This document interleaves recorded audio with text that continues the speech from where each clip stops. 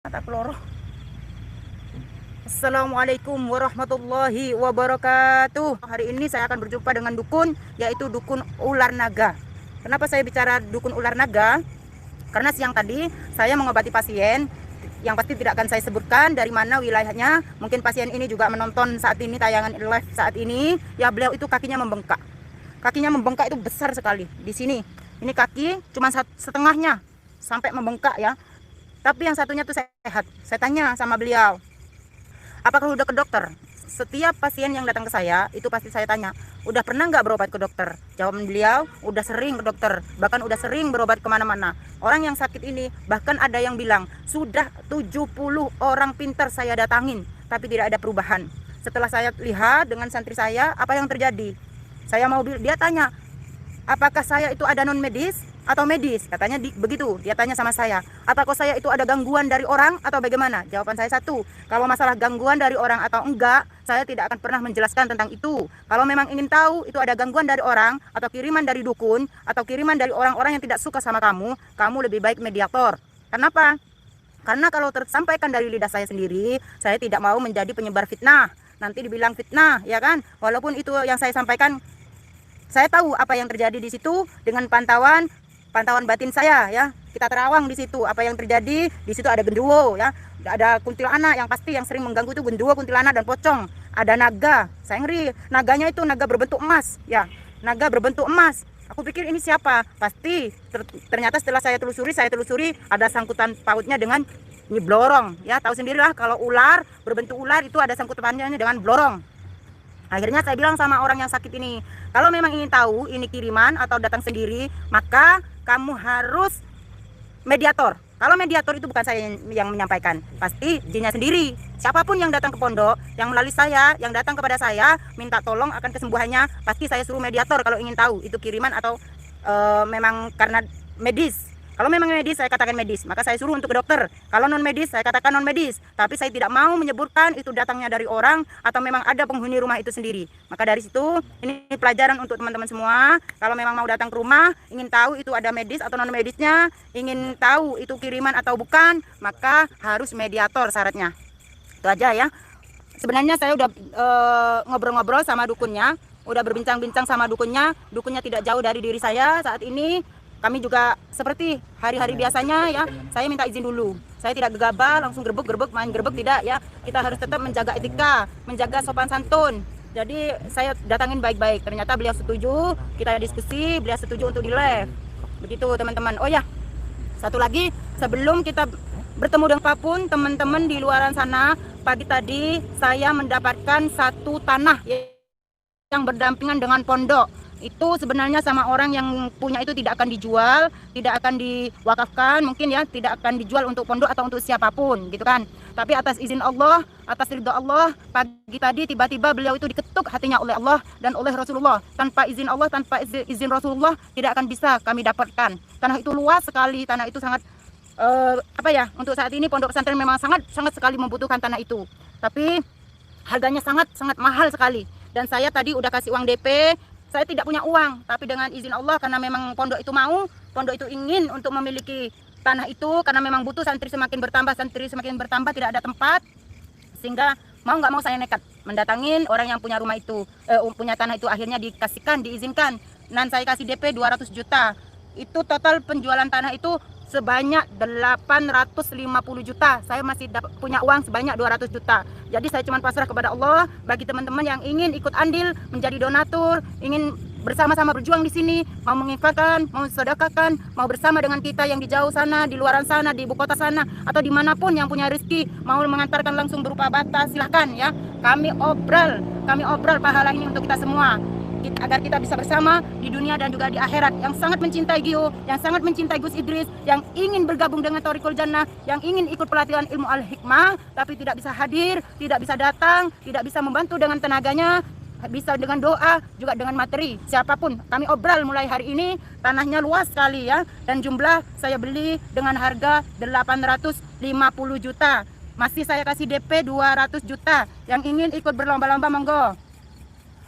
Ya, begitu saja mungkin saya sampaikan sebelum saya ketemu dengan dukun.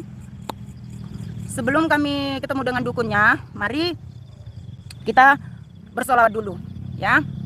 Mari kita bersolawat dulu.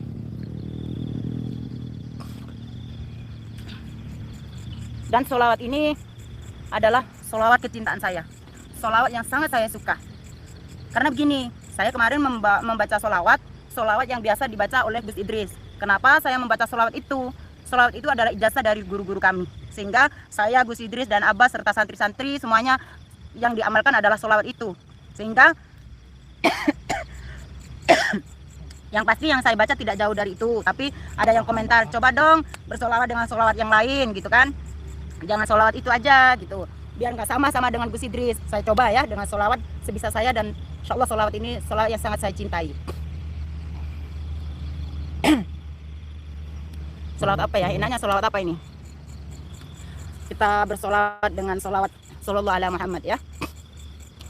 Sallallahu ala Muhammad, sallallahu alaihi wasallam, sallallahu ala Muhammad, sallallahu alaihi wasallam. Ayo bareng-bareng yang di luaran sana bersolat kepada Rasulullah. Ya Nabi salam alaika, ya Rasul salam alaika, ya Nabi salam alaika, salawatullah alaika. Dukunnya kok lari? Dukunnya lari, berhenti. Kamu mau lari kemana? Lari ke rumahku. Mau lari kemana kamu? Aku tidak suka kamu melantunkan ayat itu. Jangan kayak gitu, ya, kita udah baik-baik, ngobrol baik-baik ya. Jangan kayak gitu, hati-hati kamu ya. Kenapa kamu? Kenapa? Jangan kayak gitu, jangan tiba-tiba nyerang kamu. Jangan tiba-tiba menyerang kayak gitu, kita udah ngomong baik-baik ya. Saya bersolawat kepada Rasulullah. Kamu panas? Panas, badan saya panas. Beliau kepanasan teman-teman, aku sampai gemetaran. Panas badan saya. Kita udah janjian baik-baik.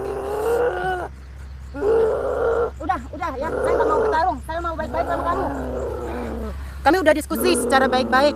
Saya tidak mau bertarung atau apa ya, saya ingin baik-baik ya. Saya datang dengan baik-baik. Udah berhenti. Blorong. Saya tahu kamu blorong datang. Kenapa kamu tiba-tiba mau lari? Saya tidak suka kamu lantunkan. Udah blorong, badan saya tahu. Panas. Saya tahu. Yang berobat ke rumah saya itu ke pondok. Semua anak buahmu, wahai blorong. Saya tidak suka kamu menyembuhkan semua pasienmu. Mereka butuh pertolongan. Saya tidak Setiap suka. Setiap hari di pondok ratusan ribuan orang yang datang, kami kewalahan. Itu karena ulah kalian. Kalian tahu. Saya tidak peduli. Sampai kapan kamu blorong mau mengganggu mereka? Saya udah baik-baik dengan dukun ini, komunikasi baik-baik. Kamu tiba-tiba datang kayak gini. Kamu tiba-tiba menyerang saya.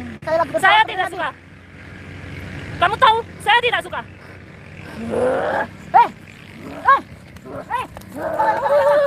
Kamu masih mau melawan saya?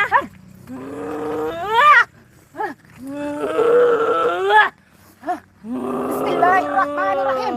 Kuncung kembang semayaku, putur payung sududuku, teko welas teko asiku, panca bapaiku. Bismillahirrahmanirrahim. Kamu yang selalu mengusik pasien-pasien kami.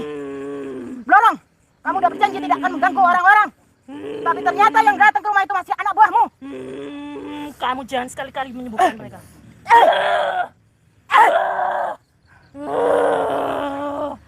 Sampai hari ini, itu anak buah Blorong yang merasuk kepada mereka. Ingat itu.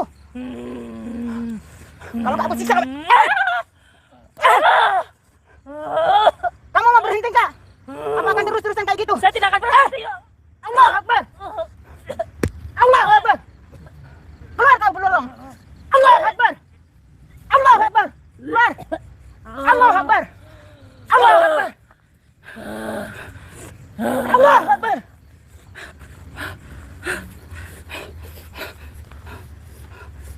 Allah Akbar. Allah Akbar.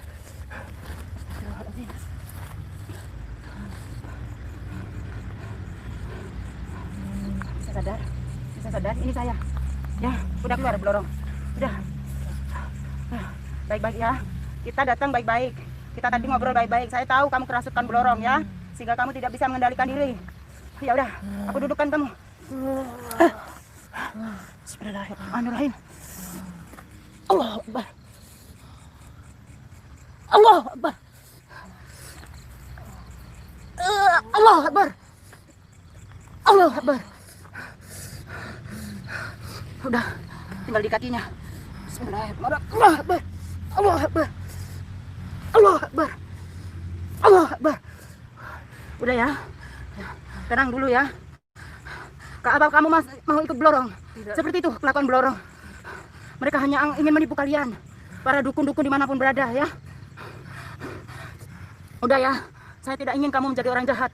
Mumpung Allah masih memberi kesempatan kepada kamu, kamu ikut saya tobat ya. Udah, jangan diulang lagi berbuat jahat ya. Udah ya, kamu tahu seperti itu belorong. Dia hanya menipu, menjanjikan sesuatu yang nikmat, tapi pada akhirnya apa? Kamu sendiri yang akan dicelakai, ragamu yang akan dibawa. Tobat ya, udah jangan diulangi lagi ya. Udah tobat, kasihan anak cucu kamu. Belorong itu akan memakan tumbal 7 turunan kalau kamu nggak tobat. Astagfirullahaladzim. Teman-teman mohon maaf, beliau menyerang mendadak ya karena belorong masuk. Tahu sendiri ya, belorong itu penguasa laut kidul. Jadi mohon maaf teman-teman ya, aku nggak bisa mengendalikan. Sudah ya, udah kamu berhenti di sini dulu. Astagfirullahaladzim. Astagfirullahaladzim. Mohon maaf teman-teman. Astagfirullahaladzim. Mohon maaf ya, saya akhiri dulu. Kita jumpa lagi di lain waktu. Paling tidak ibu ini udah saya lepaskan dari kuasa belorong.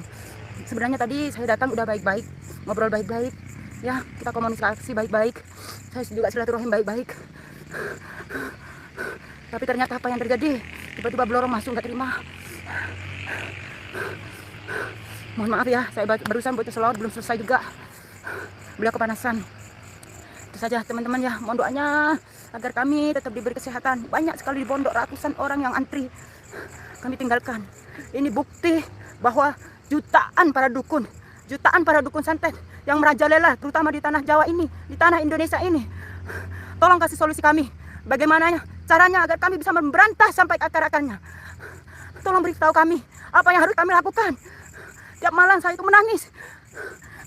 Begitu besarnya orang-orang di luar sana melakukan ilmu hitam jauh dari Allah. Hati saya menangis teman-teman. Saya sampai nggak tahu apa yang harus saya lakukan. Saya sebenarnya sebagai perempuan tidak mau terjun seperti ini. Saya nggak tega membiarkan pasien sampai di pinggir-pinggir jalan. Nggak bisa kami tangani dengan maksimal. Mohon doanya. Itu aja ya yang bisa saya sampaikan malam ini. Saya juga belum tahu keadaan suami saya, Gus Idris, karena kami harus berpisah, memang harus berpisah. Mohon doanya. Udah, assalamualaikum warahmatullahi wabarakatuh.